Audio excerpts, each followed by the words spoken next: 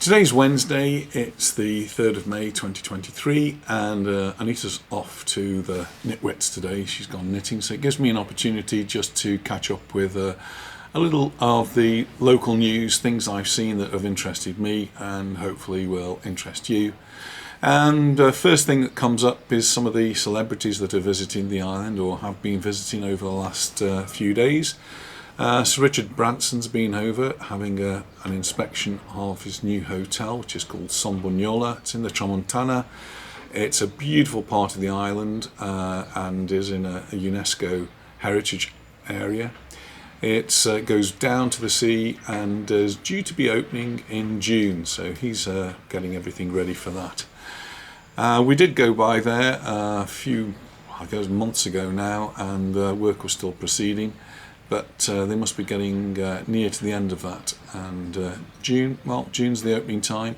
It's a little bit on the expensive side, so I don't think we'll be staying there. You never know.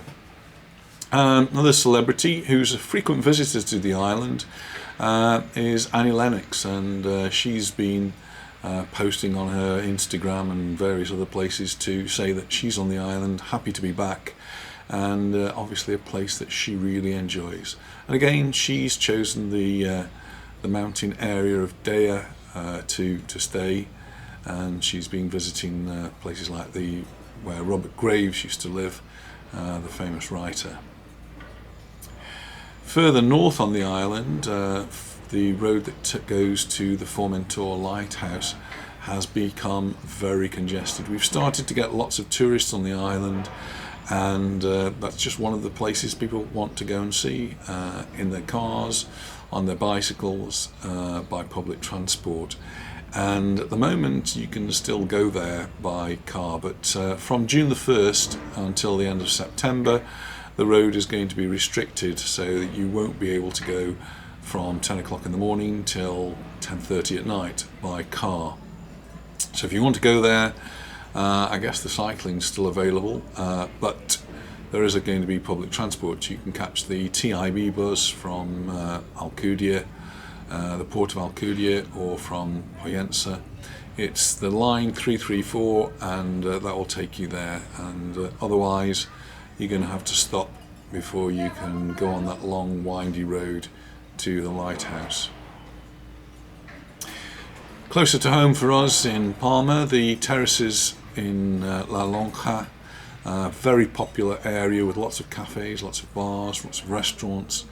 They've been having a little bit of a to and fro with the local government about what hours they can actually stay open, and the local government did put a restriction of 11 o'clock at night, and that seemed to be a little bit unfair, particularly here in Spain, where people start going out not until 10 o'clock on some nights. Well, that's been extended now till 12:30, so restaurants can stay open that little bit longer, and I'm sure they're a little bit happier about that.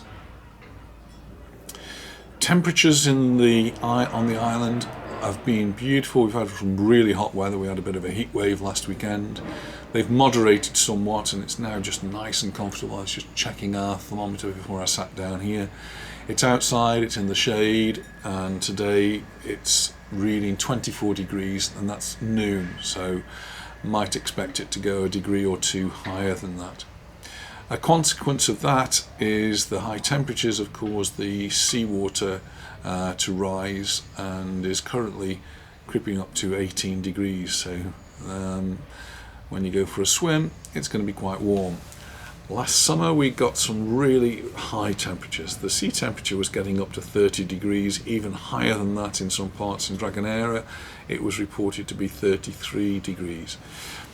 Might be nice for the bathers, but it's not very good for some of the animal life that's in there. The temperature's getting too high, reduces the oxygen levels, and has further consequences down the line. So some of the scientists are getting a little bit worried about that. We'll see what this year's temperatures are like, but everything's pointing to a very, very hot summer. Filming in Mallorca. Mallorca's become a little bit of the European Hollywood, at least that's how it seems to us. and another TV series is being filmed on the island. So the one that has been a regular is the Majorca Files. They are starting to film, and they're in the middle of filming another season.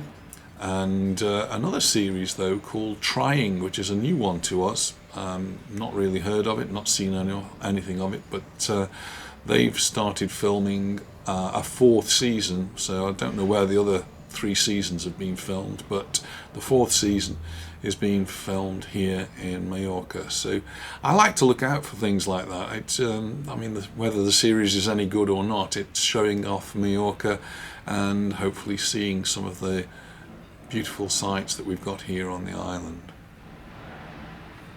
Some sad news reported just yesterday was that a 65-year-old German lady went swimming, and there must have been some nasty currents there, and she was dragged out to sea and sadly drowned. This was in the north of the island in Canova, near to Arta. And another lady also was rescued. Not heard of her condition, but it just goes to show you just got to be very, very careful. Apparently the waves were quite high, it was quite rough water, and it happened at 6:30 p.m. and the lifeguards finished their day at 6 o'clock, so there was no lifeguard on duty when these poor ladies got into trouble. So if you are swimming, just be careful, don't go and do anything that you could later regret. A new type of tourism seems to be emerging in Mallorca, something I'd not realised, but apparently several hotels here on the island are looking at motto tourism. It's motorbike tourism. We've had the cyclists, and we get lots and lots of cyclists. They're here now, perfect temperatures. We had a huge cycle race at the weekend on Saturday with over 8,000 participants. Well, this isn't a race, but it's a different sort of tourism, and it's attracting people from Central Europe, particularly Germany, France, Switzerland, and they seem to be high-spending tourists. So they're coming on their big motorbikes, their Goldwings and their Harley Davidsons, and touring the islands. I suppose we've got very good roads for motorcycle tourists, and some of the hotels are even changing the way that they're organised to accommodate the motorcycle tourism. And others are offering motorcycle renting. So motorcyclists, this is a new possibility for you. Even the local governments are getting involved with providing events for them, and or supporting events that are going to be organised on the island. So that's really quite interesting. And the calendar's including a Volta Mallorca International, which is going to be on June the 16th to the 18th. So that might be something you might want to look out for if you're a motorcyclist and looking forward to something like that. Back to the films, we have a film festival coming up, and lots of films going to be shown here, premiered here. Even things like the Marvel Guardians of the Galaxy saga, Volume 3. I don't know. It doesn't mean a lot to me. But so Monday the 15th of May, Tuesday the 16th, and Wednesday the 17th, Thursday the 18th. So all of these things are going on. If you register online, you can get your tickets at a reduced rate of €3.50. €3.50 to go and see a film, that's got to be a bargain. If you're a youngster, that is you're 14 years or younger, you don't have to register online. Or if you're a little bit older, like us, 60 and above, you don't have to register online, you can just get your €3.50 ticket. So that's really quite interesting, and you might want to have a look to see what's on during this film festival. I did mention, I think in my last report, about pirate taxi drivers at Palma Airport things are not getting any better, and we went to pick Angela up at the weekend on Saturday and did notice there was a little bit of difference with the taxis. Normally people come to Mallorca, they get off the aeroplane, pick up their suitcases and bags, and as they go out through the main entrance in the centre, the taxis there in front of you, and you just join the queue to get in the taxis. These are the legal taxis, and the only legal taxis really that are allowed to do that. What seems to be happening now is that illegal taxi drivers, or cars with probably no taxi-like insurance, are parking up, coming inside the airport and trying to attract custom that way. It's causing a lot of tension at the airport. The taxi drivers don't like it, and you'll see, if you're arriving now, you'll perhaps see some signs saying these are the legal taxis over here, must come this way. It needs to be sorted out, because it's going to be causing a little bit of anxiety for everyone that's involved. I said that the weather has been really hot, particularly over last weekend. It's been even worse on the mainland, temperatures getting really high, and most of Spain, or much of Spain, certainly down into the south and west of Spain, has had extremely high temperatures for some time now, and very, very dry weather, and that means they're on extreme risk of forest fires. It's not so bad here in Majorca and in the Baleares, in particular in the northwest of the peninsula even. We've had more rain. We've got reservoirs which are well stocked with water, and we even had a few drops of rain a few days ago, so not quite so bad here, but we have had the high temperatures, and the authorities are going to be on alert for forest fires. It's what we don't want to see there. I've read it. You get some amazing fines here. If you do something wrong, there can be fines. So a fine that attracted my attention was for €600,000. 600,000 euros for tourist shops that sell alcohol to minors, to young people. That seems crazy. But for everyone else, just beware that if you are on the street doing something that you shouldn't be, then fines range from €100 upwards. And places like Calvia, like Magaluf, Peguera, I've seen signs there which say €400 fines, €500 fines for being disruptive or drinking alcohol in the streets. It can cost you a lot of money, so just be careful. The search for employees continues for restaurants, for bars and for hotels. One of the institute that trains people to work in hotels says that they're getting people at hotels and restaurants seeking students for jobs.